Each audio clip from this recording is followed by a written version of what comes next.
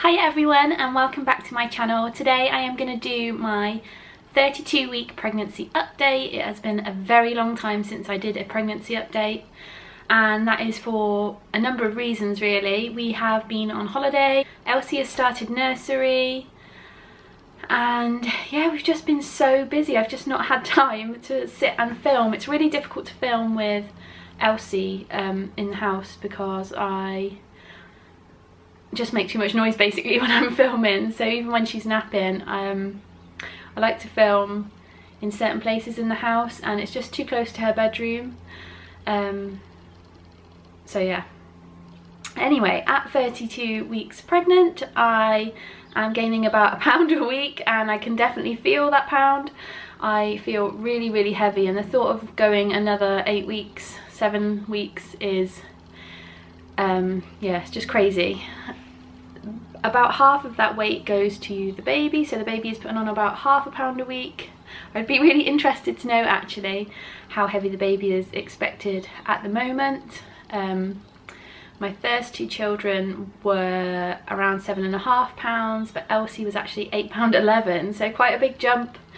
So I'd love to know if I'm going to have another big baby or if she is going to be on the smaller side again. So as you can imagine, the hot weather has been making it quite difficult to be pregnant at the moment.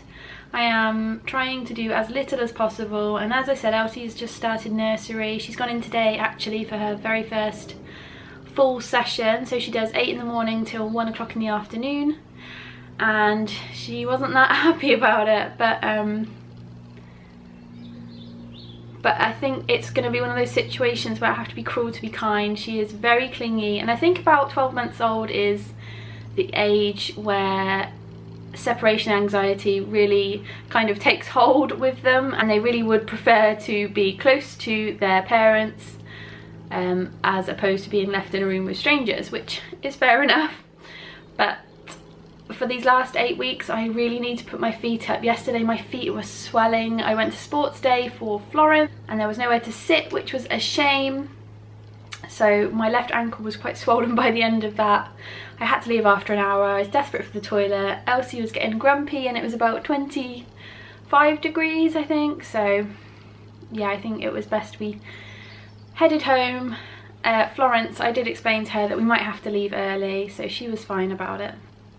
So at 32 weeks pregnant, I am feeling okay. Baby is wiggling a lot. I actually googled the other night whether babies can move too much or whether that's could be an issue of any kind, because at night she literally goes crazy from sort of tea time, 6-7 o'clock, right through the night basically. Wiggle, kick, wiggle, and it can be quite painful, or especially when I'm stood up and she moves probably onto like my cervix or my bladder or something, and it'll actually make me go, oh! I did that in the shop today and someone looked at me because I sort of stumbled a little bit as well, because it just took me by surprise.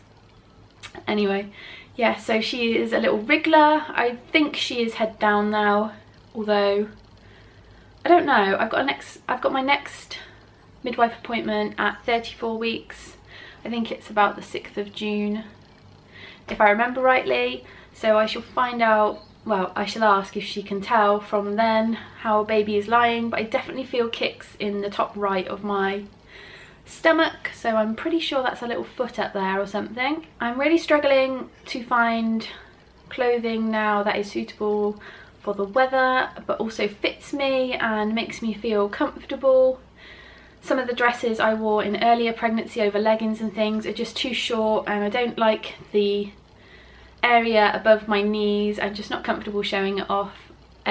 So anything that's kind of midi length is good for me, but I also don't like the tops of my arms, so I'm kind of going for like t-shirt style midi length dresses, if that makes sense. So I have a really nice one from Next, and I had a few dresses from ASOS. One of them, I love it, but it is a bit see-through and I feel like you can see all the lumps and bumps underneath. I've definitely put on a lot of weight this time, so I am excited to start getting back to me, how I feel normal, being able to like pick up the kids, play with them. I feel like I haven't been normal with Elsie at all. Since she's been like a toddler now, walking around, I just can't keep up with her. I can't lift her, I can't really play with her in the garden. Everything is a struggle. Being pregnant with a baby, when you already have a baby, is really, really hard. In terms of what we have bought for baby, there is not too much to show you, to be honest. We have almost everything we need. The main things are the bedside crib, which I still need to order, and the pram. And I think we are going to go for an eye candy peach, is it? Like the double. I'm not too like up with all my pram brands and models and makes and things, so I think that's what we're going to go for. I have some John Lewis vouchers, so I think we'll be ordering from John Lewis. And that's quite exciting. I'll do an unboxing video of that when I get it, because the unboxing video I did for my last pram, the Mothercare pram, was really popular and everyone loved it, so I'll probably do it again for the eye candy. So let me just show you the few bits that I have got for baby. She's got to have a few new things, hasn't she? So the first thing is this really gorgeous handmade little crochet hat, I suppose. It's in a dusky pink, and it was very kindly made for me by a lovely lady called Amanda, who runs the Blue Bunny Boutique. You can find them on Facebook and on Etsy and Instagram. I'll leave the links below in the description box for the video, so you can go and have a look. But I think it's just so gorgeous and cute, and this is newborn size, and it looks like it's going to be perfect to me. Sometimes when you see a newborn size hat, you think that's never going to fit, or that's going to like cover their face, but to me, after having 3 children, this looks perfect. So we have just one new gigantic muslin from Lulu Jo. This was very kindly sent to us quite a while ago now to review, but I've been saving it for baby number 4. It's just a gorgeous grey and white design, and it was perfect. Well, it's perfect for any gender, but initially obviously we didn't know we were having a girl, so I was going to go with like a grey and white theme, whether it was a boy or a girl. So we just love this. It's huge, it's perfect for absolutely everything, you name it. Blankets, swaddles, burp cloths, everything. It's going to be perfect in the summer. The outfits for baby for coming home, I probably will do a separate hospital bag, baby bag video, but just wanted to show you these. We are going with the essential one for baby's first outfits.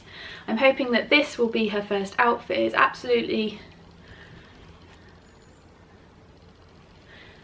I think this is actually one of their favourite or most popular prints that they do, and I'm not surprised because it's absolutely stunning. So this and this are going to be baby's first outfit, hopefully. Unless the hospital is about 27 degrees as it is today, then we might have to reconsider that. So I'll also be taking this one, which came in the set, and this one, which is probably my second favourite of the 3. I love the ruffle, and I don't know, just love the colours. These are perfect for, I think this size is newborn. Let me just check. Does it say? Yeah, so this is newborn. It goes up to £10, which is a generous newborn size. I think you'll find in many UK supermarkets anyway that a lot of newborn size clothing goes up to about £7.5, £8, which if I have another £9 baby, then it's too small. So this is generous, and I would rather put a £7, £8 baby in something a little bit bigger than try and squeeze my baby into something quite small. So then the final thing that I have to show you, which is from a brand that I love, is this PURFLO breathable nest. It's going to go in baby's bedside crib when we get it. There we go. Oh, just show you. There we go. There's PURFLO. You can find them on Facebook. You can find them on Twitter, Instagram. And basically the idea of the nest is not only to make the baby feel like snug and secure, but also it's specially designed to be breathable, anti-allergenic, and it's just a really nice place to put your baby down, where you can feel safe that they are safe. It's just peace of mind for mum and dad, basically. We've always found that our babies like to be sort of squashed up and cuddled up into something like a V pillow, but this is specially designed to lay your baby down to sleep in and know that they are completely safe. So once I get the bedside crib, that will be going straight inside. I'm so excited to put baby in it for the first time. I'm not really sure why. I've always wanted a PURFLO nest and now I have one. Sorry if things have changed slightly or the lighting has changed. The battery on my camera died, as it always does when I try and do these things quickly. So I had to go and charge it, so I had a very quick lunch. Anyway, I thought I would just say that so far there have been no signs of labour. Everything has been very quiet, actually. I'm pretty sure, I need to go back and read my updates from when I was pregnant with Elsie, but I'm pretty sure I'd had some like extra, like, no, I don't want to say the word, like discharge by this point, or some signs that things were like heading towards labour. But nothing like that has happened yet. I did have 1 or 2 nights last week where I was getting kind of waves of backache, and it did actually terrify me for labour because it felt like the very early stages of labour. It kind of, people who have been in labour will probably know what I mean, but it kind of builds up and you're like, oh, and it's like a squeezing in your back to start with, and as it progresses it turns into kind of like a more of a cramp around the front and really tight. But obviously it didn't get to that stage, it was just like the squeezing in my back, and that was coming and going every 10 minutes. I think it was, I was waiting for Matt to cook dinner and I was watching like Corrie or Emmerdale or something, and yeah, so I was just feeling out for that, and it lasted about half an hour and then completely disappeared, which is a good thing because we are not ready for this baby to come out yet, although I would love to not be pregnant anymore. I think another, what, 5 weeks, and then she can come out when she wants. So that is kind of the only real, I guess, sign that things are happening. I am getting Braxton Hicks. I wouldn't say they were Braxton Hicks contractions. I guess they are. I don't really know. Like, it wasn't in my bump at all. It was all around the back, like a period pain. But I have been having periods where my bump goes rock hard and kind of then I get a cramp, and that's kind of all separate.